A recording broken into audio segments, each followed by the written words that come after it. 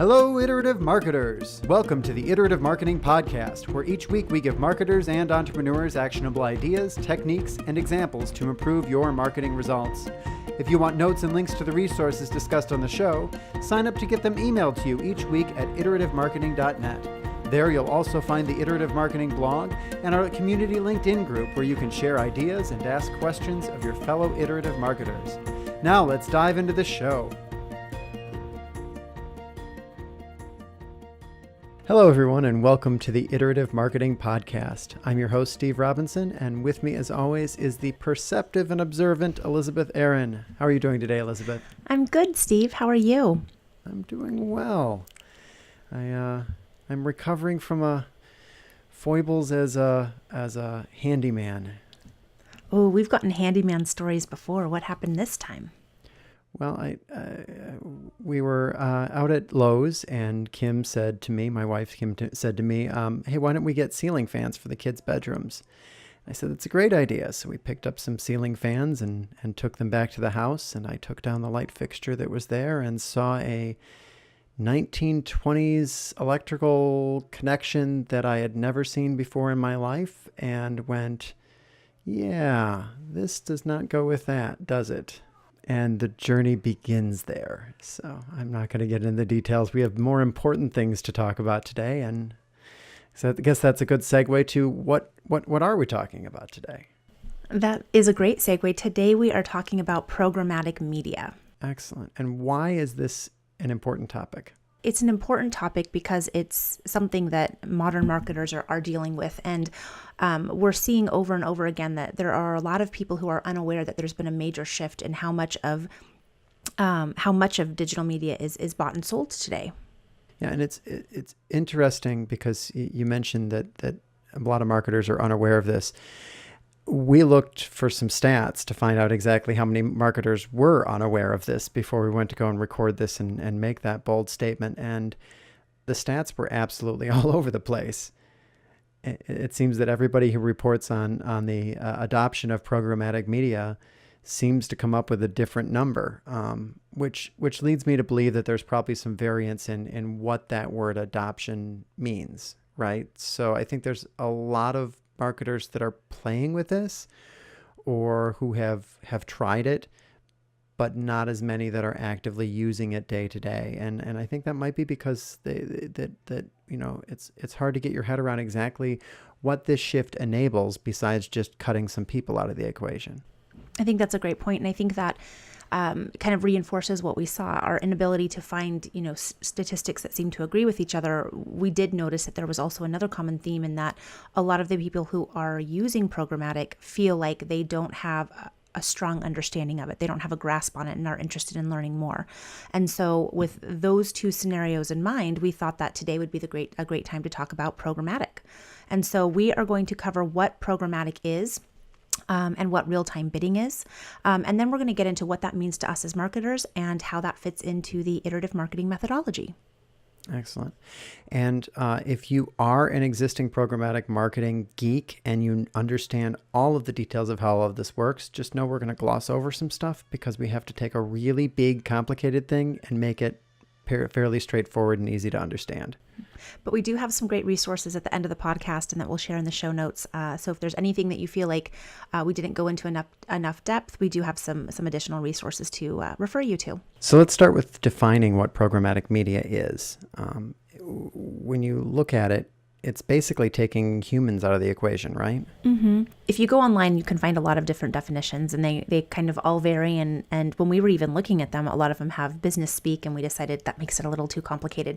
And I love how you have distilled this down and made this, really taken out all of that extra stuff and made it so simple to understand. It's taking the humans out of the equation in certain points and in certain computers that really enable us to buy media faster and easier, optimize media automatically, and place media without a lot of human interaction and opportunity for error. It also opens the door to some more robust or advanced targeting that we weren't able to do in the past because every time you would change how something was targeted, you had to have a human involved and it took time. So before we get into exactly how programmatic works, do we want to quickly talk about how digital media has sort of changed, how purchasing digital media has changed? Yeah, for those of you who maybe media buying has never been part of your job, but you need to understand this enough to understand how it works. Let's talk about how digital media used to be bought, because it was bought in exactly the same way that traditional media was bought. And so you would have the media buyer would put out an RFP. The publisher would say, hey, we have this much inventory at these rates. Do you want to buy it? And then the two would negotiate on exactly what the terms of the agreement were, and then you would buy a chunk of impressions, and you were guaranteed the impressions that you bought. And at that point, now you had to come up with an insertion order that would include all of the details of exactly how you were going to put that media online, and then deliver the creative files and flow through all the way to media being placed. And all of this was back and forth between a media buyer and a rep at the publisher, going back and forth on the opportunities, on the terms, on the creative, on the insertion order, and then on the data. And it was all a very human-driven process. The big difference with programmatic is we automate a lot of that. So on the programmatic side, the media buyer, which is either the agency or in some cases even the brand directly, they place an order online using a tool called the demand side platform or DSP. And you've probably heard of some of these before. DoubleClick Bid Manager is one, Media Math, Rocket Fuel, Turn, Site Scout's another one. And so depending on the type of the order, the media gets locked in or guaranteed within that publisher system and then goes out onto the public exchange as a bid. And it's a lot like probably equating it to eBay. Yeah. I mean, it generally is run using something called real-time bidding, which is basically an eBay for ad space. Only you usually aren't going on there and bidding on things one at a time necessarily. So if you think about it, if you were to visit HuffingtonPost.com, for example, as you're browsing HuffingtonPost.com, there are ads that appear on the screen. Some of those ads were bought well in advance using the traditional methods, where a media buyer and an ad rep got together and negotiated a buy. Now, but some of those ads, Huffington Post doesn't know what ad is going in that slot until you see it. And that's called real-time buying, where the ad is actually purchased at the moment that the user is sitting in front of that website. And the way this happens is that instead of the ad itself being delivered to the screen, instead a little snippet of script is delivered to the screen. And that script goes out and announces to the world, hey, I got an ad impression, right? And when they announce that to the world, they're putting it on what's called an ad exchange. An ad exchange is just like a stock exchange, only instead of people being able to buy and sell stocks, you have people being able to buy and sell individual ad impressions. What happens then is that the advertiser then has the opportunity to bid on that impression that this person reading Huffington Post just created because they happen to be looking at the article. What's cool is that script that went out and announced the fact that you had this impression available didn't just announce that this impression is available. It also threw a whole bunch of other data out there along with that about everything that it knew about the user on the other side of this available impression. So that includes things like age and gender, income, job title, all kinds of creepy data, right? This gives us as advertisers the chance to pick and choose which impressions we want to bid on. And then if we choose to bid on it and we have the highest bid, then immediately the creative gets pushed out to the script that announced to the world that the impression was available, and boom, an ad shows up on the screen. And all of this happens in like milliseconds. And it's insane to think about the complexity and how fast it all occurs, but phenomenally powerful to us as marketers. Well, yeah, you say it's insane to think about the complexity, but it's in my mind, working more on the account side and less on the technical side, it's insane to me, what doors this opens up to us in terms of targeting methods. And we're going to get into that a little bit later. Is there anything else that we need to know about real-time bidding and its tie to programmatic? Yeah, a lot of people will confuse the terms real-time bidding and programmatic. They aren't technically the same thing. So again, programmatic is just the act of replacing the people with the machines, right? that just says that we're going to automate the purchase, placement, and optimization of media. It doesn't mean that it's necessarily in real time, because there is a way doing something called programmatic direct that we're not going to get into today, to kind of do it half and half, the old school method where you're locking in that inventory, you're locking in those impressions that you bought, but then later you're going to use them as you see fit in a programmatic automated way. There's also another term that you might run across called a private exchange, and a private exchange is where the opportunity to bid on a particular ad is thrown out to a smaller group of people instead of being thrown out into the wild. Again, we're not going to get into that. We did kind of allude to them in episode 17, where we went off on a rant about the have and have-nots. Definitely an entertaining episode to go back and listen to. You'll get into a little bit of this there. But for the majority of you, this isn't going to be your first foray into programmatic, and you might not ever get to really play with programmatic direct or private exchanges unless you start moving a pretty high volume of advertising. And with that, I think it's a great time for us to take a quick break and go help some people. Before we continue, I'd like to take a quick moment to ask you iterative marketers a small but meaningful favor, and ask that you give a few dollars to a charity that's important to one of our own. This week's charitable cause was sent in by Joe Kitzinger from K Consult. Joe asks that you make a contribution to St. Thomas More High School. Your donation will be invested in the school and continuing its legacy for future generations. Learn more at tmore.org or visit the link in the show notes. If you would like to submit your cause for consideration for our next podcast, please visit iterativemarketing.net/podcast and click the Share a Cause button. We love sharing causes that are important to you. And we're back. So before the break, we got into the nitty-gritty of what programmatic and real-time bidding are, but we didn't get into what this means to us as marketers. So Elizabeth, where should we start off on how this actually adds value to our world? Well, I think it starts with understanding that programmatic is here, and it has become a staple of how we are buying media in our modern world. Marketing Land had a great statistic out there in that programmatic is expected to account for 50% of digital ad sales by 2018. And, it just keeps moving up and up and up as more people get involved and as more inventory becomes available. And so this is important to us as marketers, because if this is something that you're not currently using, you need to at least understand it. And once you understand it, then you can start to decide, is this something that fits into my overall strategy? Yeah, and to your point that it just keeps gaining more and more momentum, it's definitely the future of media buying. And not just display media buying either, because right now you can buy display. You can also buy video inventory this way. So if you have video ads that you want to get out on the internet, you can buy it this way.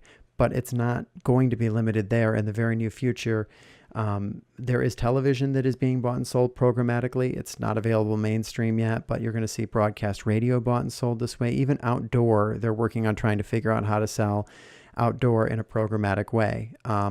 So if you aren't learning how this fits into your world today, you're going to not only be missing on opportunities today, but into the future.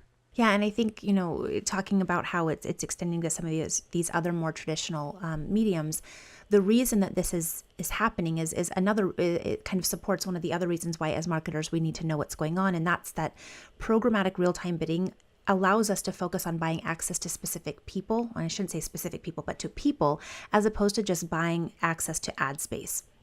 And so instead of saying, I'm going to purchase in this publication, we can instead pick a very targeted audience that we want to go after and make sure that we are delivering our ad directly to them. And that comes from all of that rich, creepy data that gets passed along with that opportunity for that ad in real time.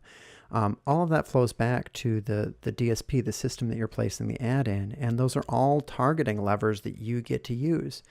And the cool thing is, you're not just limited to placing it on one or two publications. Approximately 90% of the websites out on the net are selling ad space programmatically. So you can really cover almost all of the websites on the internet. And instead of sending up individual buys based on where you think your people are going to be, you don't care about where the ads run. You just want to get them in front of the right people based on the creepy data that we know about them. Mm-hmm. And again, that comes back to not having to pick publications. I remember years ago, you have so much media to spend and you're trying to make the best decision with this limited information or, the fact sheet that you're getting from your print publication. And this changes that game that gives, in my opinion, and I don't know how you feel about this, but a little bit more power to us as marketers in terms of helping us to make sure that we are making the most of that budget that's available to us. So instead of just picking publications, we actually get to pick the people that we want to advertise to. And this ties into iterative marketing, and I'm chomping at the bit to talk about it, but I know that's how we're wrapping up the podcast, so I will refrain for this point in time. I think another key area that programmatic impacts us as marketers is not just on the figuring out how and where we want to run our media and being able to target it, but also on the optimization side. Because when we talk about real-time bidding gives us a unique opportunity to do some very rapid optimization as well as insight gathering into our audiences. When we place media real-time bidding on a DSP, we can log into that DSP at any point in time and get rich data about how our ads are performing. We can see how many impressions we're getting, how many clicks we're getting, whether those impressions were viewable or not. We can see which creative, if we set up multiple sets of creative, is getting clicked on and how fast, all of it in real time. We can see which of our targeting mechanisms, which of those levers of creepy data that we have to target our media, which of those are most effective in getting those ads in front of our people. We can do all of this real time. We can also make optimizations or changes real time, and then those changes are impacted immediately. No waiting for the changes to go through the media buyer to the publication, for the publication to swap the creative, for the ads to start running again, for the feedback to come back through Google Analytics. It's all immediate. And so if something isn't working, we can pull it right away. If something is working, we can put up multiple versions of it and quickly iterate and improve upon it. And that's just phenomenal. I think that's a great point and one of the big benefits of using programmatic. But I think it's important to note that when we're talking about a lot of this, what we're talking about is direct response. And so when we start to try to apply brand advertising or programmatic to brand advertising, some of those things that make it such a strong tool for us don't necessarily cross over on the brand side. And that's just, it has to do with how we optimize. We've got the levers and the triggers to be able to optimize direct response ads that we don't have on the brand, on brand advertising. That doesn't mean that you can't take lessons from direct response though. And we do this every single day with our clients, where we, run an experiment with direct response, and then based on what happens, we are then able to apply those optimizations and those insights over to our brand ads. So you still have the ability to use programmatic for your brand, but you're not going to be able to optimize in the same way that you would a direct response program. Definitely true. Another challenge with programmatic comes around budgeting, and we run into this every day, don't we? When you go to place programmatic media, you can run some models beforehand to try and estimate exactly how much inventory there might be available out there for a particular audience that you're trying to target. You can run models on what the reach is going to be and what frequency you can target. But at the end of the day, that inventory can change overnight. And all of a sudden, you're looking at a situation where either you're not spending the money that you budgeted, or you have opportunities to spend significantly more than the money that you budgeted. And managing that variation can be very challenging if you work inside of an environment where, no, we allocate X, we spend X. It doesn't exactly work that way. No, and this year, I know that every year, there's new factors that are out and about. But this year, with the elections going on, and getting a handle on viewable impressions and what's going on on that front, we are seeing our numbers change across the board. And really, the key to that is, as I know when we work with our brands, with our clients, is to help to educate and just make sure that everyone's on the same page in terms of what the expectations are, and that there's a little bit of risk here, but at the same time, there are ways to manage that risk. Absolutely. Unfortunately, programmatic has a couple of other warts as well. One of them being ad fraud. You'll see reports of this out in the media occasionally. And some of those reports are a little bit overblown because there's a lot of established folks within the way that media buying has been going on, saying that they want to protect their world as it sits right now. Some of them are not that overblown, though. I mean, ad fraud is a reality, and it's significantly more rampant on inside of programmatic media buying because it's the computers making the decisions, not the humans. And so it's really easy for a bad apple to get in there and suddenly make a bunch of impressions that never really happened show up and make some money off of that. The systems are getting better and better at protecting against that. But at the end of the day, it's a reality of the platform. I think another area that we want to make sure our listeners understand is that there's also a brand safety and media quality component that ties to this. And so when you're looking at programmatic and your ad could appear on any site, you run that risk of your ad appearing on any site, and maybe a site that isn't necessarily aligned with your brand or with your brand values. And so making sure that you understand that risk, and there are some tools and things that you can do to help to try to minimize that risk, but being aware that is something that is a unique challenge when we're dealing with programmatic. And so you have the content issue. You also have, the quality of that site. Better quality sites put ads in places where people can actually see them. Some of the scummier sites out there put ads in places like the footer of the website. Well, that's great, except who scrolls down to the footer? So that lack of choice or being able to really direct your budget to the publications that you know and trust can be a factor in is this right for you? But at the end of the day, you also have that rapid measurement and feedback to know whether or not it's working for you. So it can be beneficial just as detrimental as it is. And you can find opportunities that you would never think of for a direct buy. Your ads can end up there through programmatic. So, I mentioned earlier I was excited to talk about this, but where does programmatic fit into iterative marketing? Well, the first place is obviously, and I've been hammering this the whole time, and that is in that feedback mechanism and the fact that you can do the rapid iteration right there in the platform. You have all of the data at your disposal, and you can pull levers at the click of a hat in order to change and optimize and test. I think that's the biggest thing. What about you? Anyone who's listened to a few of our podcasts know kind of where my passion lies and what we talk about. But a major theme of iterative marketing is getting the right message to the right person at the right time, and programmatic gives us the means to do that. And Dax Hammond wrote a really interesting article called Programmatic Storytelling. We'll link to it in the show notes. And for me, this really helped to connect programmatic and iterative marketing together. And in the article, he discussed a lot of things, but he starts it out by comparing programmatic to Legos. And a lot of people are familiar with Legos. Either you have kids and you are stepping on them barefoot, which is the worst thing in the world, or you played with them as a child. But alone, one Lego is nothing. It's when you start putting them together that you have the ability to build whatever it is that you want. And if you have an idea in mind, you know that you want to build this rocket ship, you start looking for those specific pieces that you need to make that concept, to make that idea come to fruition. And the same thing happens with programmatic. Well, we can take the idea and we can take the goal and we can combine data and media and timing and the individual intent when we're talking about sort of that cross-section between personas and customer journeys. And we're able to build a program that balances our needs and helps to contribute to the overall objectives of the organization. Yeah, I think that's a really great analogy, and really, how we at Brilliant Metrics at least approach programmatic and how we try to leverage it to take advantage of all of this complex targeting and access to a variety of different media to accomplish a higher level strategic goal. How would somebody get started with programmatic if they wanted to dabble in this? So when you're ready to get started with programmatic, the first thing to do is going to be picking a DSP partner to place your media. And the trick is finding one that has a reasonable number of or amount of minimums, so you don't have to play with a big portion of your budget.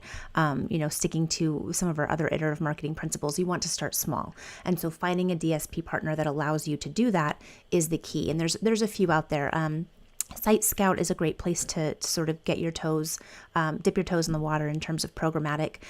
Blue Agile is another one. We haven't personally used that, but we've heard it's a good option for those brands that are just wanting to get started. And I think a third option is Exact Drive, which also has low minimums and gives you another alternative that has a little bit more hands-on or a hand-holding approach than maybe some of the other options out there. And then we'll also turn you on to a couple of resources that we've run across that seem to do a good job of explaining this in more detail than we have today, because otherwise this would have been an hour and a half long podcast. And well, that's not what you signed up for. So we will link to those in the show notes as well. And as always, you're welcome to shout out some feedback, ask us some questions at podcast@iterativemarketing.net if there's anything you'd like further explained in a future episode. And in the meantime, I want to thank everybody for making time for us today again. And until next week, onward and upward. If you haven't already, be sure to subscribe to the podcast on YouTube or your favorite podcast directory. If you want notes and links to resources discussed on the show, sign up to get them emailed to you each week at iterativemarketing.net. There, you'll also find the Iterative Marketing blog and our community LinkedIn group where you can share ideas and ask questions of your fellow iterative marketers. You can also follow us on Twitter.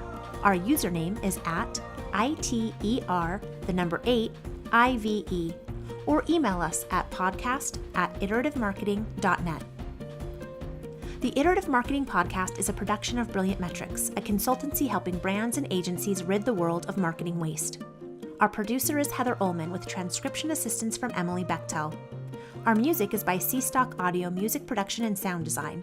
You can check them out at seastockaudio.com. We'll see you next week. Until then, onward and upward.